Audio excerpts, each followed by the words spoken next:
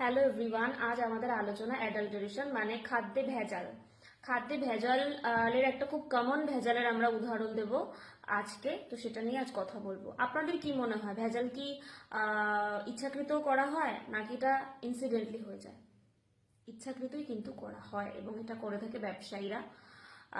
আপনি যে দোকান থেকে ধরুন আপনি মুদিসদাই মাল খাচ্ছেন, বিভিন্ন চাল ডাল এছাড়া সব কিছুতে, তেল থেকে শুরু করে সবেতে, এটা কিন্তু ব্যবসায়ীরা করে থাকে তাদের লাভের জন্য। তারা যাতে বেশি অর্থ লাভ করতে পারে, মুনাফা লাভের জন্য এটা করে থাকে। এটা একমাত্র রুখতে পারে কি? আমাদের হাতে কিছু নেই, করতে পারে প্রশাসন বা ফুড সেফটি অ্যান্ড স্ট্যান্ডার্ড অথরিটির আন্ডারে কাজ করছে বড় বড় officer, food safety officer, technical officer, তারা এটাকে কিছুটা হলেও কিন্তু রুখতে পারে। ফুড ইন্সপেক্টররা কিন্তু করতে পারে। এটা প্রশাসনের হাতে, পুরোটা আমাদের হাতে নেই। আমি যদি অ্যাডাল্টারেশনের অর্থাৎ খাদ্যে ভেজালের খুব কমন একটা এক্সাম্পল আপনাদের দিই, সেটা হচ্ছে দুধে জল মেশানো। হ্যাঁ, এই দুধের মধ্যে জল কিন্তু মেশাই। যারা আপনার বাড়িতে দুধ দিতে আসছে বা যার কাছ থেকে আপনি নিচ্ছেন, সে আপনার বাড়িতে দুধ দিতে আসছে এবং আপনি দুধটা রাখছেন। আপনি কি জানেন যে তার মধ্যে সে কতটা জল মিশিয়েছে? আপনারা এটাও জানেন, আপনারা কিন্তু অনেকে আমার সাথে এগ্রি করবেন যে দুধে জল মেশানো হয়। এবং এটা একটা কমন অ্যাডাল্টারেশনের এক্সাম্পল। আরেকটা এক্সাম্পল আমি দিই, সেটা হচ্ছে গোলমরিচ।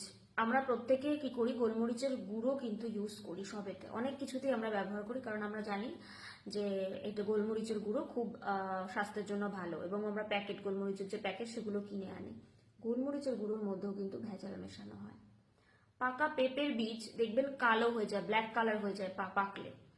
সেই পেঁপের বীজকে কিন্তু, পাকা পেঁপের বীজকে কিন্তু গোলমরিচের মধ্যে অ্যাডাল্টারেশন হিসেবে ব্যবহার করা হয়। গোলমরিচের মধ্যে একসাথে বীজগুলো দিয়ে, পেঁপের বীজ দিয়ে গুঁড়ো করে দিলে আপনি কিভাবে টের পাবেন? পাবেন না। তাই একটা উপায় হতে পারে যে আপনি গোলমরিচ বাড়িতে কিনে নিয়ে এসে সেটাকে গুঁড়ো করে আপনি স্টোর করছেন। এটা একটা পদ্ধতি হতে পারে।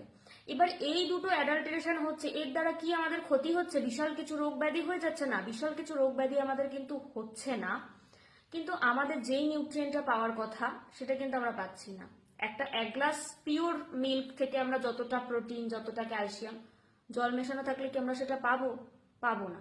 তার যে ঘনত্বটা সেটা কমে যাচ্ছে। তাই নিউট্রিয়েন্টের কিন্তু একটা ডেফিসিয়েন্সি চান্স কিন্তু চলে আসছে, আর এই জন্য মানুষের আজকাল এত নিউট্রিয়েন্টের ডেফিসিয়েন্সি।